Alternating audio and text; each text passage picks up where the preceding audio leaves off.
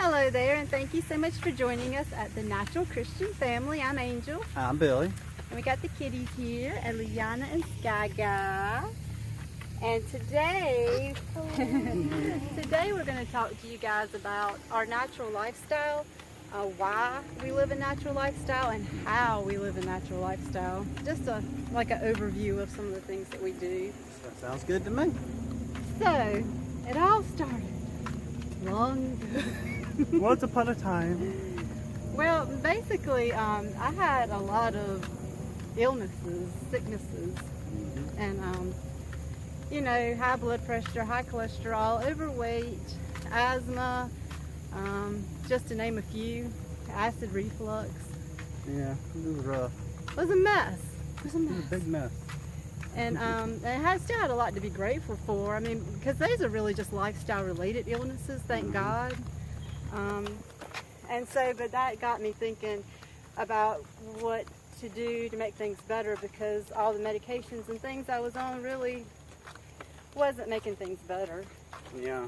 Oh, also I had polycystic ovary syndrome and insulin resistance. We're going up a hill, so it's kind of Shaky and plus a little bumpy. Billy was overweight.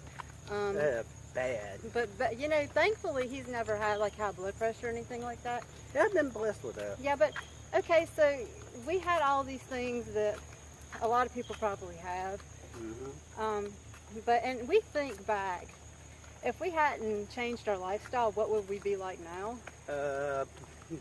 Be really bad off. I mean, we might be too big to even go for walks, Yeah. And I'm not trying to make light of anything, but that's how it's where we were headed. Yeah, it was really bad. It was where we were headed. And I used to think that if you walked into a grocery store, We couldn't even have kids. well, PCOS has infertility along with it. So yeah, when we straightened up our lifestyle, we started having more children. Yep. Because it corrected my menstrual cycle and my hormones. But yeah, I used to think that when you walked into a grocery store, I mean, I honestly thought this. When you walked into a grocery store, anything that they sold was good for you, because my mentality, I guess, was Everybody was out for our health. Yeah, why would they sell it if it wasn't good for you?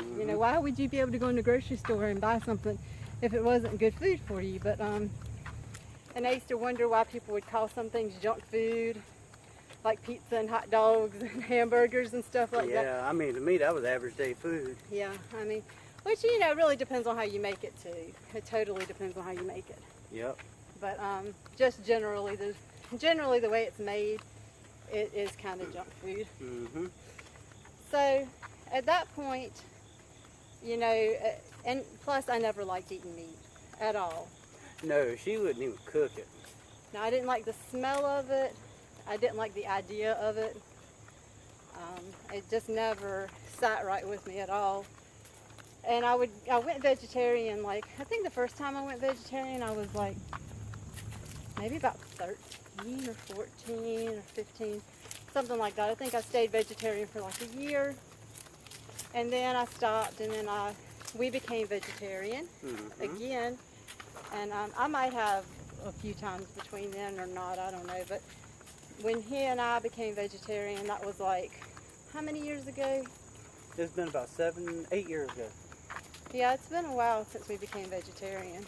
No, actually, it's been a little longer than that. Closer to 9. And so we were doing good with that and everything. And then we became plant-based, which means no dairy, no cow dairy, and no, eggs, nothing like that. Nothing like that. Yeah. Nothing from an animal. Yeah, we're plant-based diet. And so that's when things really started like changing for me, like hormone-wise. Yeah, when we started the vegan diet, that's when things really started going really well for me as far as hormonal. But actually, it's when we started the Whole Foods vegan diet. At first, I think it was kind of a junk food kind of thing, more or less, and we didn't realize it. Yep. But when we went to the Whole Foods, for a year, me and Billy did 80-10-10, which is a raw food diet. And we did have some like cooked foods on the weekend, but I guess it was like a really good cleanse for our body and everything, and it gave us the nutrients we needed, and that's when like a lot of things healed up. Yep. We did a lot of juice fasting that year too, a lot of juicing. Yep. So I think juices are very, very healing. I think we did at least once a day. We had to juice probably every day, but we would go like every season, every time the season would change, we would do like a 3-day juice fast. Yeah. Just drinking juices all day, fresh juices. So yeah, that was really cool. And so we've lost a lot of weight and reversed, you know, the lifestyle related issues. And you know, like even before all this, when I would go out and eat and stuff, I've always had like sensitivities to the food additives. Yeah. So if we would go to restaurants, I would like be suffering, like having asthma and all kinds of weird symptoms. Like I remember one time we went out to eat, and I mean I really enjoyed going out to eat. I loved it. Yeah. Who don't? We did it all the time. But we went out to eat, and like my whole face and even my ears turned bright red from something I ate. I mean, my body's just like totally sensitive to all these food additives. It wasn't even a new restaurant we went to. It was one we'd been to several times. I remember that. Yeah, well. Yeah, I mean, I don't know if it was the MSG or what it was. And like even a salad bar restaurant, it's like sometimes they put this additive on the salad bar. Yeah. And I have a bad reaction to that. Not all salad bars do that. But you know, not everybody is as sensitive, I think, as I am to things. But that is what spurred me on. It's like really out of necessity. Yeah. To I had no choice. Yeah, to be healthy and happy. Because, you know, if you're always going along and like feeling like you're being poisoned by stuff, it's like, you know, you want to change your life so you can live a happier life that's, you don't have to think about stuff like that. Yeah. So we just eat real food now. I mean, because too, this world is different than it used to be. Used to it really only was real food and stuff like that.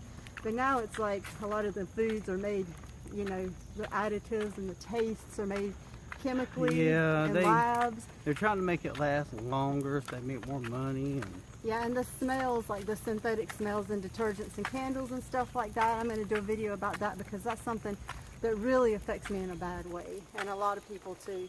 And so, you know, if we use any fragrance, we use like essential oils. I had someone come up to me one time talking about their detergents for breaking them out. So I told them, I said, use borax. Yeah, borax is a natural alternative. Yeah. There's a lot of natural, environmentally safe. Yeah, there's a lot of natural alternatives to detergent. You can use borax and vinegar. You can use soap nuts, which is our favorite. Mm-hmm. And what we mainly currently use. Yeah, you can add essential oils into your wash to help clean, like especially lemon or lime or orange that has like a good cleaning quality to it. Mm-hmm. And just about all essential oils, I think maybe all of them are like antibacterial, so they would help, you know, with the cleaning and killing the germs. But it's just a background of, you know, why we live a natural life, because basically it was out of necessity. I heard somebody say before that if you turn to the natural way of doing things and get better from it and realize the value of it, either you were very smart or you're very sick to turn to that way. Not to say that other people aren't smart, but I'm just saying that God's design, you know, is best. He created food, real food for us to eat, and He created real things for us to use. Not to say that there's not any value in some other things, but I'm just saying generally. Like generally, you don't want to muck up your body with crap. Well, the thing of it is, it's like, what is the subtitle you got? Just learn to love the good stuff? Learn to love the good stuff. Gotta learn to love the good stuff first. And eat food with health benefits. Yes. Yeah. I mean, because we love the food we eat, you know? Mm-hmm. We absolutely love it. It tastes good, and we look forward to it. We don't miss, like, the crappy stuff that we used to eat. Excuse me using that word, but, I mean, we really don't. And like I just read Dr. Esselstyn's book about reversing heart disease, and he talks about how he reversed a lot of people's heart disease with a low-fat diet. And so that's another thing, you know, a lot of the packaged foods have a lot of genetically modified ingredients, a lot of oils, and just a lot of things that aren't good for long-term health.